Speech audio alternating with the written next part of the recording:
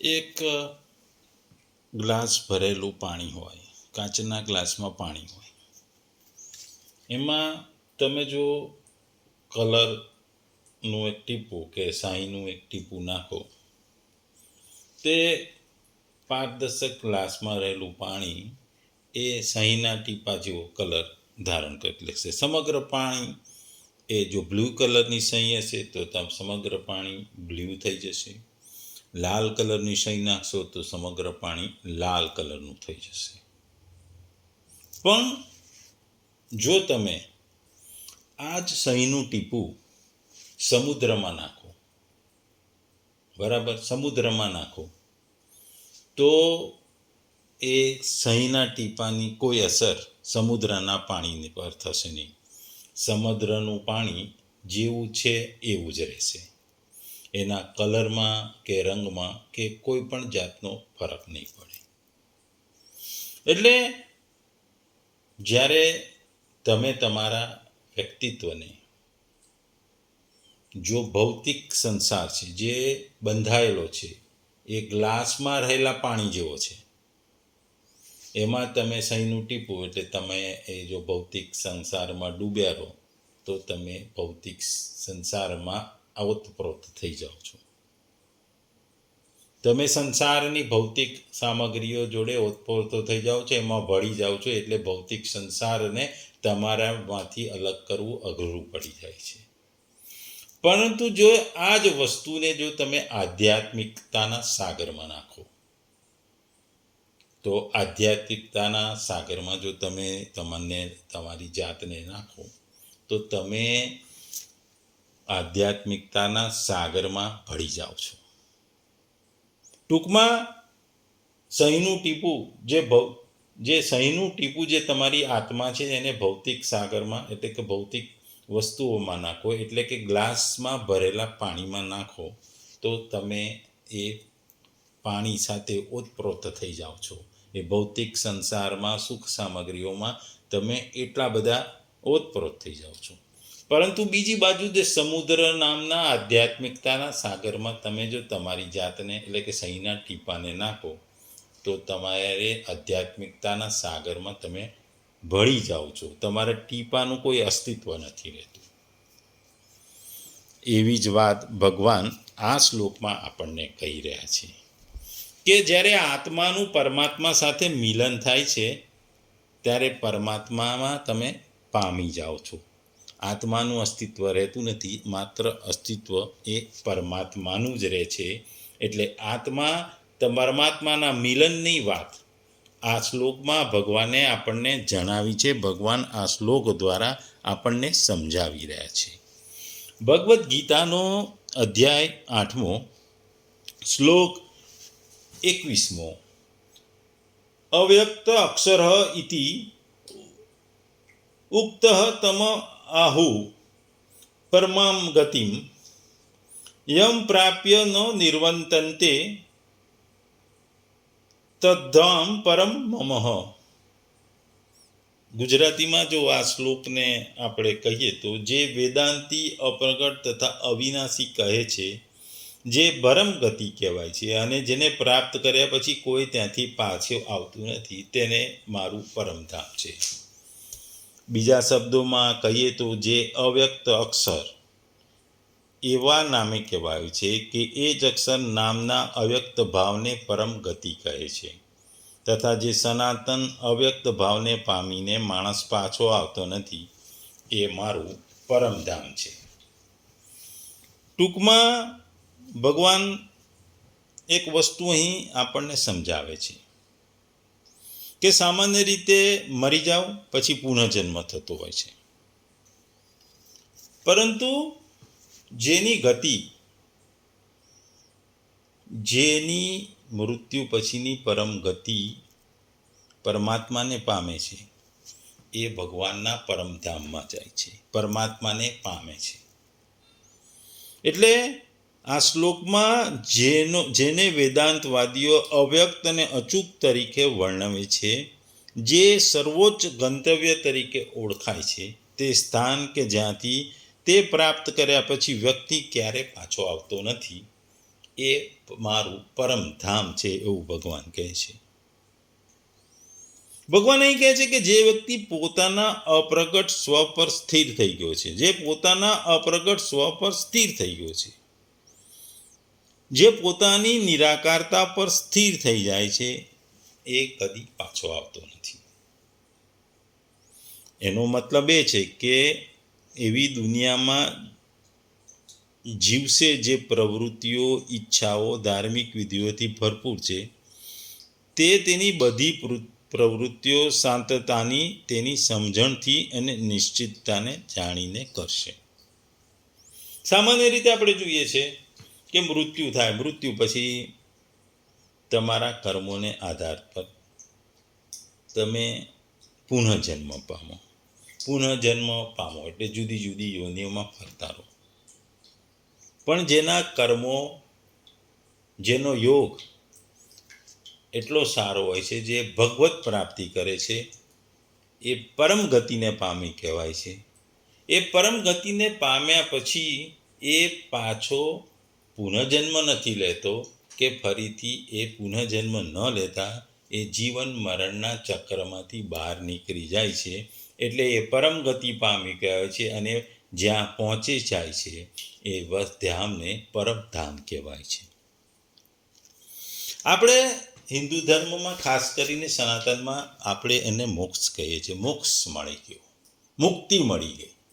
મુક્તિ એટલે શું છે કે તમારે પુનઃજન્મના ચક્રમાં ના ફસાવો, તમારે ફરીથી જુદી જુદી યોનિઓમાં જન્મ ના લેવો અને છેવટે તમે તમારી આત્માનું પરમાત્મા સાથે મિલન થાય એટલે તમે પરમાત્મામાં ભળી જાઓ. પરમાત્મામાં ભળી જાઓ એટલે અંતિમ ધામ કહેવાય કે પરમધામ કહેવાય કે પરમ ગતિને પામ્યા કહેવાય કે મોક્ષની પ્રાપ્તિ કહેવાય. આપણે જોયું છે કે આધ્યાત્મિકતા આયામના દિવ્ય આકાશને પરમ વ્યોમ કહે છે. તેમાં ભગવાનના વિભિન્ન સ્વરૂપોના અનેક શાશ્વત લોકો છે, જેવા કે કૃષ્ણનું ધામ છે ગોલોક છે, શ્રી રામનું ધામ સાકેત લોક છે, શ્રી નારાયણનું ધામ વૈકુંઠ લોક છે, સદા શિવનું ધામ છે શિવલોક છે, મા દુર્ગાનું ધામ દેવી લોક છે. આ બધા જુદા જુદા ધામ છે. આ સર્વ લોકોમાં ભગવાનના સ્વયં તેમના દિવ્ય સ્વરૂપમાં તેમના સનાતન પરિકરો સાથે નિત્ય નિવાસ કરે છે. ભગવાનના સર્વ સ્વરૂપો એકબીજાથી અભિન્ન છે, તેથી જ ભગવાનના વિવિધ સ્વરૂપો છે. મનુષ્ય ભગવાનના જે સ્વરૂપને પૂજે છે, ભક્તિ કરે છે અને એના દ્વારા એ ભગવત પ્રાપ્તિ કરે છે, તે ભગવાનના તે સ્વરૂપના ધામમાં જાય છે. ત્યાં દિવ્ય દેહ પ્રાપ્ત કરી તે આત્મા ભગવાનના દિવ્ય કર્મો અને લીલાઓમાં શેષ કાળ સુધી ભાગ લે છે. આત્માનું પરમાત્માનું મિલન એટલે પરમ ગતિ પામી અને પરમધામ પામી. અહીં બે શબ્દો વાપર્યા છે, અવ્યક્ત અને અક્ષર, જેને આગલા શ્લોકોમાં સનાતન અવ્યક્ત ભાવના નામથી તથા 8મા અને 10મા શ્લોકમાં પરમ દિવ્ય પુરુષના નામથી વર્ણવવામાં આવ્યા છે. તે જ અધિયજ્ઞ પુરુષના માટે અહીં અવ્યક્ત અક્ષર શબ્દ વાપરવામાં આવ્યો છે. બીજું પરમ ગતિ. અહીં પરમ વિશેષણ હોવાથી એવો ભાવ થાય છે કે મુક્તિ સર્વોત્તમ પ્રાપ્ય વસ્તુ છે અને જેને પ્રાપ્ત કર્યા પછી અન્ય કશું જ પ્રાપ્ત કરવાનું રહેતું નથી, બાકી રહેતું નથી. તેમજ જે પ્રાપ્ત થતાં જ બધા જ દુઃખો હંમેશના માટે અભાવ થઈ જાય છે, તે મુક્તિનું નામ પરમ ગતિ છે. તેથી જે નિર્ગુણ નિરાકાર પરમાત્માને પરમ અક્ષર અને બ્રહ્મ કહે છે, તે સચ્ચિદાનંદન બ્રહ્મનો જ વાચક શબ્દ અહીં પરમ ગતિ છે. અહીં આગળ ભગવાને પરમધામ શબ્દ વાપર્યો છે. ભગવાનનું જે નિત્યધામ છે તે પણ સચ્ચિદાનંદમય દિવ્ય ચેતન અને ભગવાનનું જ સ્વરૂપ હોવાને કારણે ભગવાનથી અભિન્નતા સ્વરૂપ હોવાને કારણે વાસ્તવમાં ભગવાનથી અભિન્નત જ છે. તેથી અહીં પરમધામ ભગવાનના નિત્યધામનો, તેમના સ્વરૂપનો અને તેમના ભાવનો વાચક છે. અહીં કહેવાનો મતલબ એ છે કે ભગવાનના નિત્યધામની, ભગવત ભાવની અને ભગવાનના સ્વરૂપની પ્રાપ્તિ કોઈ વાસ્તવિક ભેદ નથી. એ જ પ્રમાણે અવ્યક્ત અક્ષરની પ્રાપ્તિમાં, પરમ ગતિની પ્રાપ્તિમાં અને ભગવાનની પ્રાપ્તિમાં પણ વાસ્તવમાં કોઈ મોટો ભેદ નથી. આ વસ્તુને સમજાવવા માટે એમ કહ્યું છે કે જેને પ્રાપ્ત કરી મનુષ્ય પાછો આવતો નથી તે મારું પરમધામ છે. તેને જ અવ્યક્ત અક્ષર અને પરમ ગતિ પણ કહે છે. સાધનના ભેદને લીધે જુદા જુદા સાધનના ભેદને લીધે સાધકોની દ્રષ્ટિના ફળનો ભેદ છે. આ જ કારણથી તેનું વર્ણ ભિન્ન ભિન્ન નામોથી કરવામાં આવ્યું છે. ખરેખર તો વસ્તુગત કશોય ભેદ નથી. અહીં બધામાં એકતા બતાવવામાં આવી છે.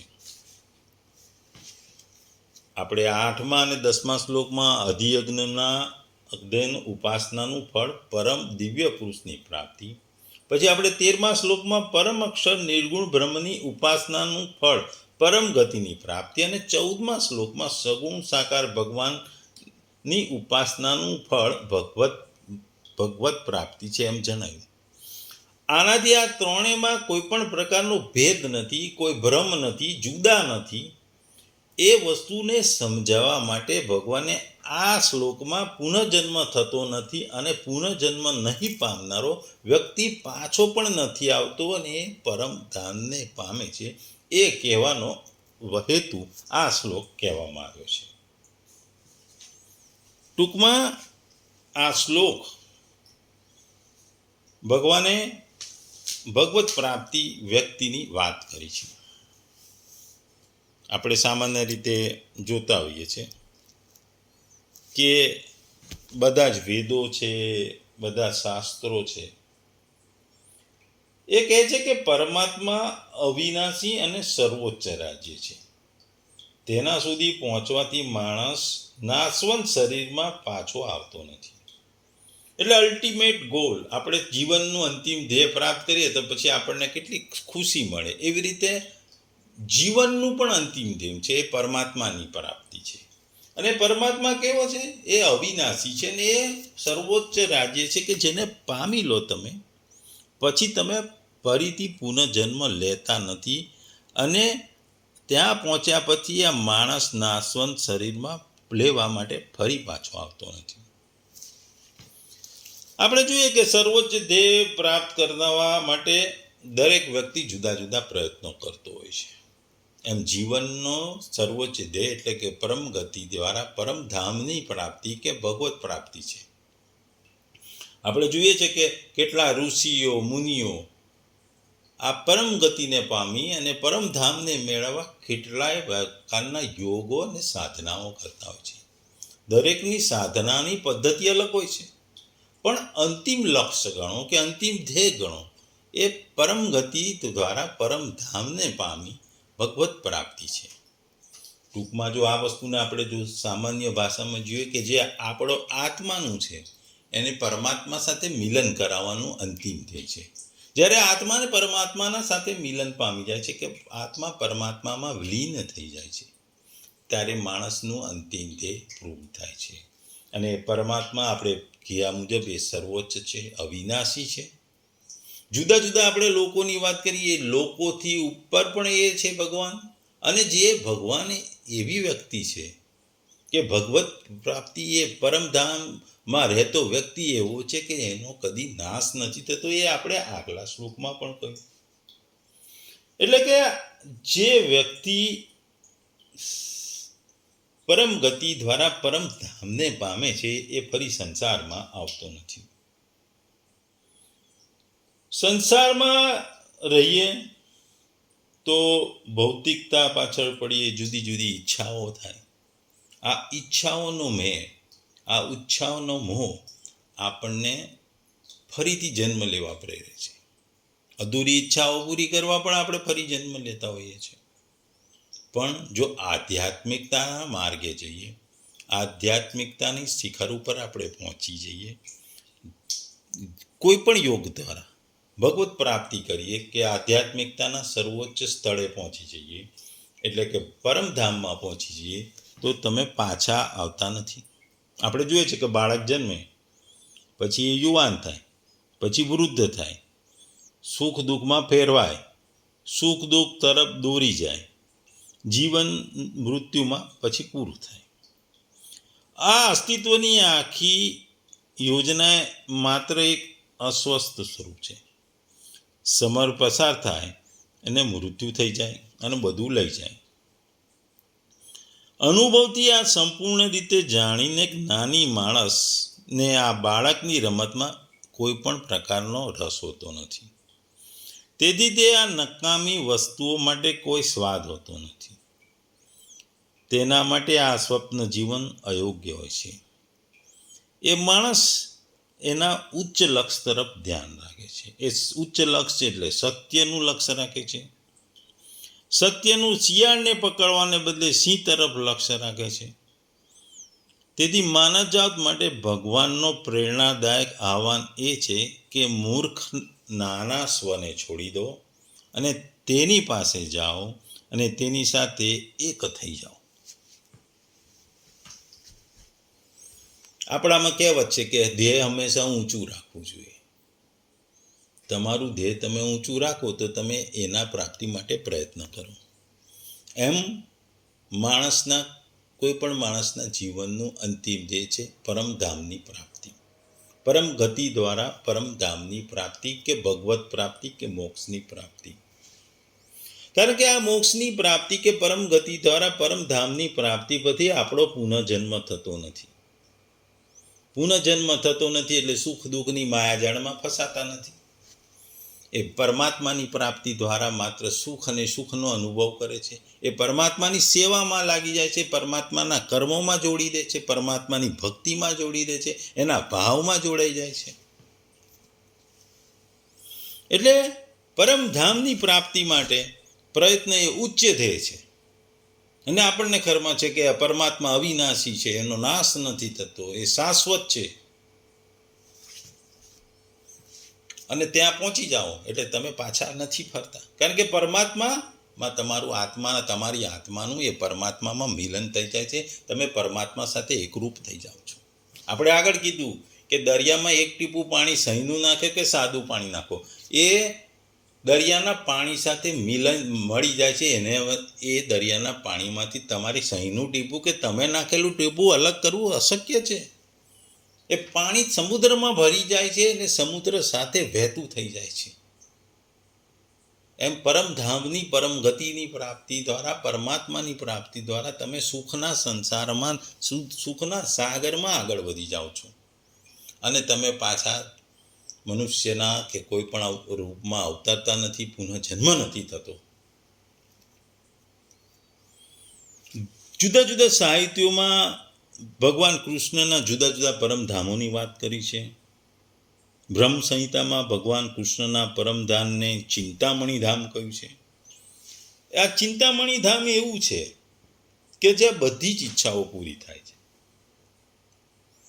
ઘણા લોકો ભગવાન કૃષ્ણના પરમધામને ગોલોક વૃંદાવન પણ તરીકે ઓળખાય છે. ત્યાં પારસમણીના મહેલોથી ભર્યું છે એવું કહેવાય છે. ત્યાં કલ્પતરુ નામના વૃક્ષો પણ છે. આ વૃક્ષો પાસે ઈચ્છા અનુસાર માંગણી કરવાથી કોઈ પણ ખાદ્ય પદાર્થ મળે એવી પણ વાતો શાસ્ત્રોમાં લખી છે. ત્યાં સુરભી નામની ગાય પણ છે. એ ગાયો અપાર દૂધ આપે છે. આ ધામમાં લાખો લક્ષ્મીઓ ભગવાનની સેવા કરે છે. તેઓ સર્વ કારણોના કારણ આદિ ભગવાન ગોવિંદ તરીકે પણ ઓળખાય છે. ભગવાન વાંસળી વગાડતા રહે છે અને તેમનું દિવ્ય સ્વરૂપ સર્વ લોકોમાં સર્વાધિક આકર્ષક રહે છે. એમના નેત્ર કમળની પંખડી જેવા હોય છે અને દેહનો વર્ણ મેઘ શ્યામ સમાન છે, એટલે એ મોહક છે.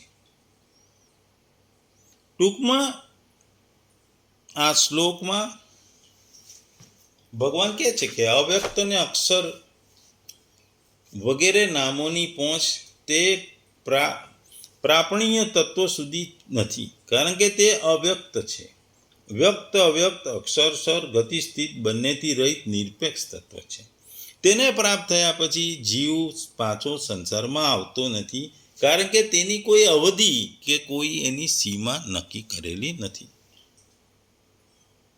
આપણે જોયું કે બ્રહ્મલોક વગેરે જેટલા પણ લોક છે બધા જ પુનરાવર્તિત છે. ત્યાં ગયેલા પ્રાણીઓ પછી પાછા ફરી જન્મ મરણમાં ચક્કરમાં પડે છે, કેમ કે તે બધા લોક પ્રકૃતિના રાજ્યમાં છે અને વિનાશી છે. પરંતુ ભગવત ધામ પ્રકૃતિથી પર છે, અવિનાશી છે, અને ત્યાં પહોંચેલો પ્રાણીઓને ગુણોને પરવશ બનીને પાછા ફરવું નથી પડતું કે ફરી જન્મ મરણના ચક્રમાં ફરવું પડતું નથી. ભગવાન જે રીતે સ્વચ્છાએ અવતાર લે છે તેવી જ રીતે ભગવાનની ઈચ્છાએ લોકોના ઉદ્ધારને માટે કારક પુરુષોના રૂપમાં આ ભૂમંડળ પર તેઓ ફરીથી આવી શકે, ભગવાનના સહાયક તરીકે આવી શકે, ભગવાનના ચેલાઓ તરીકે, ભગવાનના સહાયકો, ભગવાનની વસ્તુઓને પૂરી કરવા માટે તમે પુનર્જન્મ લઈ શકો, પણ સામાન્ય રીતે થતા જન્મ મરણના ચક્રમાં તમે ફસાવ નહીં. ટૂંકમાં લોકોની ધારણા મુજબ સગુણ ઉપાસનાનું ફળ છે ને નિર્ગુણ ઉપાસના ફળ બીજું છે. આ ધારણા દૂર કરવા આ શ્લોકમાં એકતાની વાત કહી છે.